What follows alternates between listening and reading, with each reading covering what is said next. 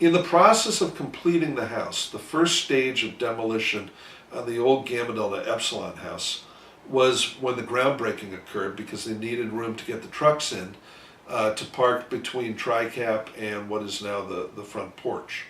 So they brought the trucks in. Now, one of the weird features about the front porch that has been deviling us ever since is that they made the copper sheeting that covers the top of it out of very big sheets, unusually large sheets.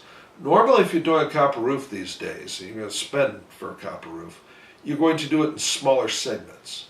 But in 1935, the design was for very large sheets.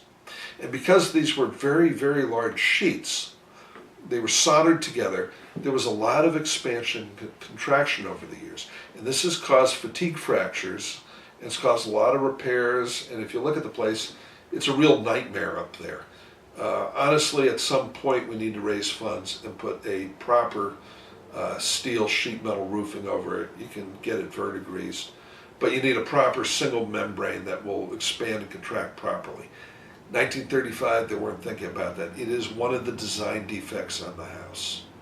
A second design defect on the house has to do with the roof that's over the west end. Tends to create a series of ice dams, and this was not foreseen. The roof is fairly steeply pitched, which is a good thing, and it was slate, which is a second good thing, but unfortunately creates ice dams, and those have made some problems over the years, especially where the ice and stuff flows down next to the porch, where people can get walking by can get hit. So that was the second design flaw. The third major design flaw with the house, and there were three of them that were problems, had to do with the pit, the squash court. The whole formation where the house sits is called the Hanover Plain. It's a alluvial clay deposit at least 30 feet thick. It's a leftover from the ice ages, and when the glaciers retreated, they left this fine silt which became clay. And our house is a pool within that. And if you don't properly drain it, or provide for drainage of the subsurface waters around the structure, they will intrude by whatever means they can. And one of the ways they did that was to flood the pit to a depth of 4 feet. They had not properly vented it. So we made a deal with the college and tore up the floor, added a second floor, and drained it. And that held for a long time until very recently, when the college removed the Kiewit Center, ran a 22-inch drill board under Main Street and ran through our drainage field and flooded the pit again. But at this time, it was mainly the fault of Trumbull Nelson.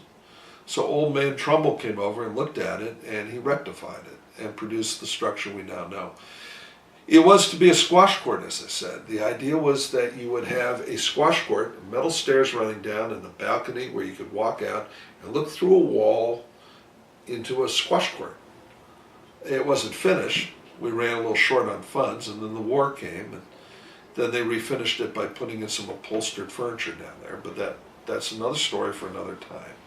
I'm only telling right now the stories about the founding of the house. There's a great picture somewhere that I've seen of Dick Cooper, class of 37, it was Randy Cooper's dad, and a legacy in the house, standing up on the steel I-beams of the original house. And they completed it in the spring of 1937. They had a big hoop-to-do, and then the brothers in the fall moved in, and the house was ready for them.